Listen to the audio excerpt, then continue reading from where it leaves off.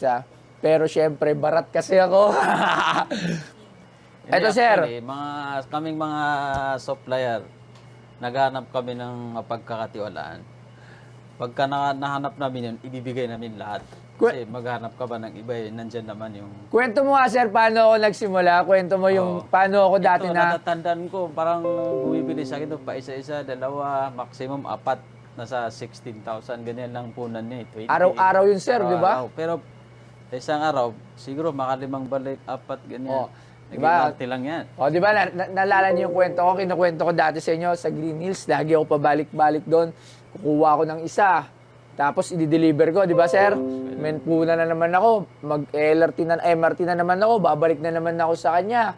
Ganun araw-araw, hanggat na nakita ni Boss JR, yung sipag ko, doon na ako natandaan mo yun, boss, yung sabi ko, naglakas loob. Ay, yung una, di ba, boss, punta ko sa'yo, ang daming mga reseller na big time, di ba?